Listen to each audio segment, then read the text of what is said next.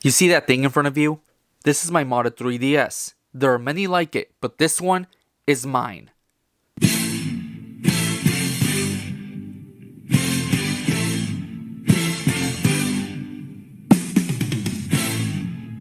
I spent an absurd amount of money on this thing, especially because the console itself might as well be considered retro, and I still bought it at basically a new console price.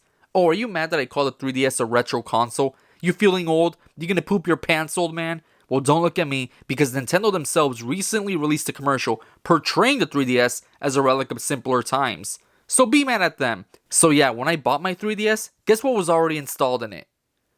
While this screen may look scary to the normies out there, it was a head start in my homebrewing journey. Almost as if the person who previously owned this couldn't fill the void in their life with the modded 3DS like they were hoping for, and I was just hoping it would work for me. Although the previous owner installed the custom firmware necessary for a modded 3DS, I still needed to download all of the essential homebrew apps. And no, this won't be a tutorial on how to do that, okay? I'm not a professional hacker. One of the apps I downloaded was FBI, and if I'm being honest, I still don't know what this thing does other than make me paranoid that the FBI can kick the door down in my studio apartment at any moment because of what I'm doing with my console. Next, I got the Universal Updater app. This is where I was able to download a couple of emulators, more specifically a GBA and an SNES emulator. What are emulators, you might ask? Well, my definition is that they are things that let you play things on things that weren't originally meant to play those things. This definition is set in stone and I will not budge on it, okay? To give you an idea of just how smart I am when it comes to modding, I assumed that I would be able to open up any of these emulators on my 3DS and boom, I'd be playing Donkey Kong Country right then and there. But no! You gotta get ROMs of these games on your PC and then transfer them over to your SD card on your 3DS, which you can only access by unscrewing the back of your 3DS if it's the new version with a tool. I'm a gamer, not a construction worker, so honestly, I guess I don't want to play Pokemon Emerald that bad. I guess I'll just do what Nintendo wants me to do and shell out my half of the rent to buy a Pokemon game off some dude on eBay. I also downloaded ThirdTube, which is basically YouTube for your 3DS. What are you watching this video on, by the way? An iPhone? Couldn't be me. I'm busy watching my favorite Rihanna music video on my 3DS.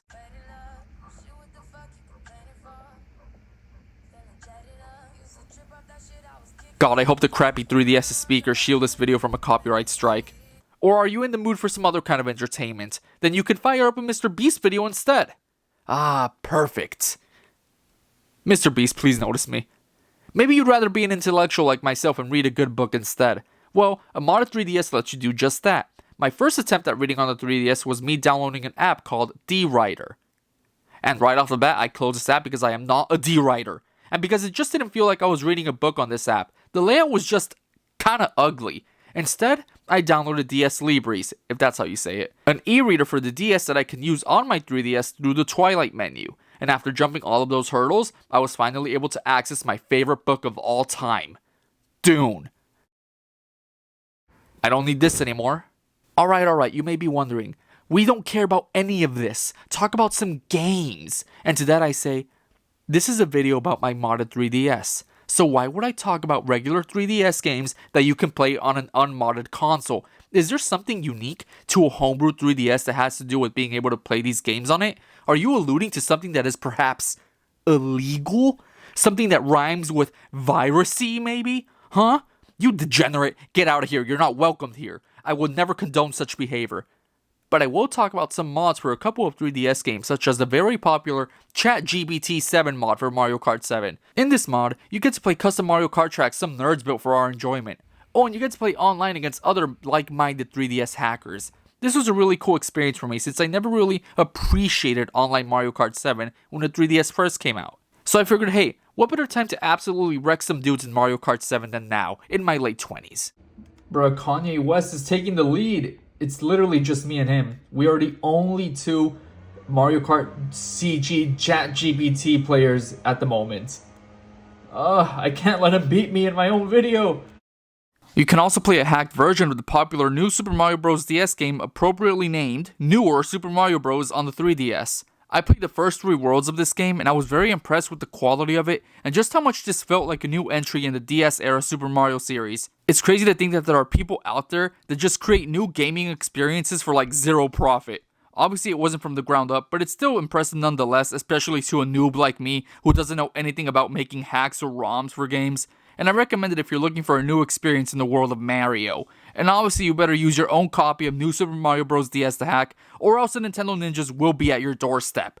Oh, and I also recommend taking the extra steps to install a widescreen patch on your 3DS so you can play these games in the larger aspect ratio. This is just one of the advantages of playing these games on a big old 3DS XL screen as opposed to a regular DS. It's like IMAX for DS games.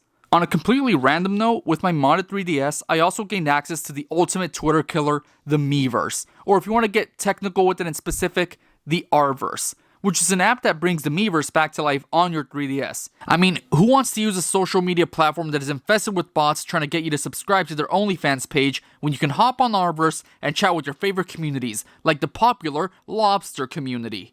There's also another way of using the Miiverse, and that's through Pretendo, which is an open source Nintendo network replacement for the 3DS and Wii U.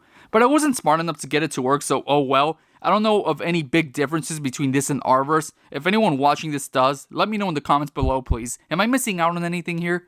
Man, all of this talk about the 3DS sure has got me in the mood to go outside and touch some nice grass. But first, I need to know if the weather is just right enough for me to do that.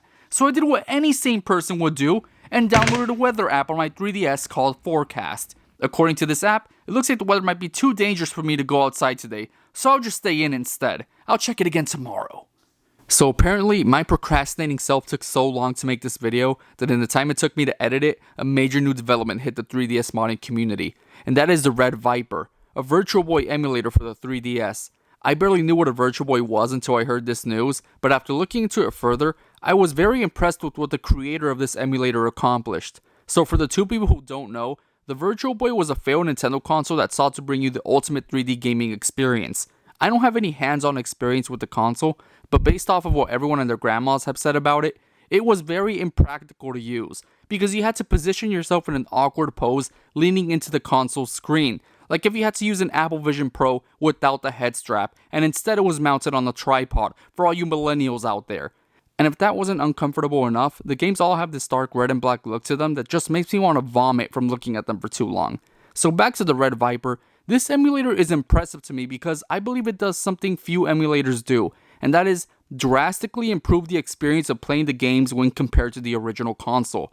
Don't get me wrong, sure it's cool to be able to play Super Nintendo games on your 3DS or Wii games on your laptop, but I generally prefer playing these games on their respective consoles. I just like that feeling, okay? Sue me. But I'm not sure if I would like the feeling of hunching over and staring at Wario running through a dark red abyss.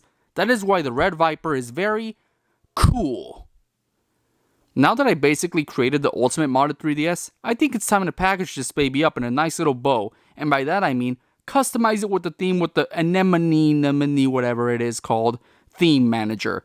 And after careful consideration, I think I found the perfect theme for my 3DS. Drum roll, please.